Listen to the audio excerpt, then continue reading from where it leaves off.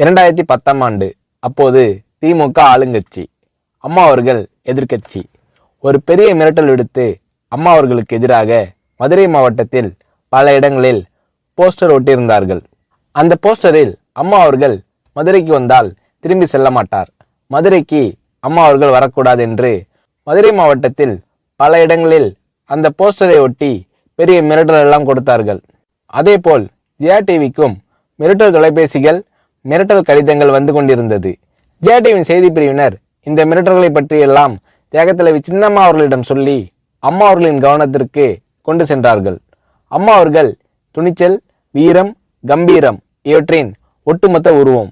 அதனால் புரட்சி தலைவி அம்மா அவர்கள், நான் மதுரைக்கு போய் தீருவேன், பொதுக்கூட்டத்தில் பேசியே தீருவேன், எது நடந்தாலும் எதிர்கொள்கிறேன் என்று சொல்கிறார்கள்.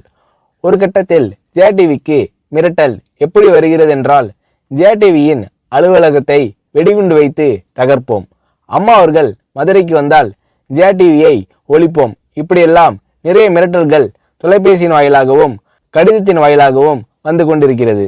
இந்த மிரட்டல்களை எல்லாம் கடந்து அம்மா அவர்கள் மதுரைக்கு சென்று பிரம்மாண்டமான பொதுக்கூட்டத்தில் லட்சக்கணக்கான மக்கள் மத்தியில் எழுச்சி உரையாற்றும் போது, ஒரு எதிர்க்கட்சியின் தலைவி என்ற முறையில் என்னை நீங்கள் மிரட்டுங்கள், ஒரு எதிர்க்கட்சியினை நான் நடத்துகிறேன் என்பதற்காக கழகத்தை மிரட்டுங்கள், ஜெயா டிவியை எதற்காக மிரட்டுகிறீர்கள், ஜெயா டிவியின் அலுவலகத்தை நீங்கள் தகர்ப்பீர்களா, ஜெயா டிவியை நீங்கள் ஒழித்து கட்டிவிடுவீர்களா, பார்க்கலாமா, ஜெயா டிவியை ஒழித்து கட்டிவிட்டால் என்னுடைய அரசியல் குரலை ஒழித்து விடலாம் என்று கனவு காணுகிறீர்களா? ஜெயா டிவி என் உயிருக்கும் மேலானது, நான் என்னுடைய உயிரை விட அதிகமாக நேசிப்பது, என்னுடைய அரசியல் கரமாக நான் போற்றி புகழ்வது, அதன் மேல் நீங்கள் கை வைப்பீர்களா, பார்க்கலாமா என்று எழுச்சி உரையாற்றினார் புரட்சி தலைவி அம்மா அவர்கள்.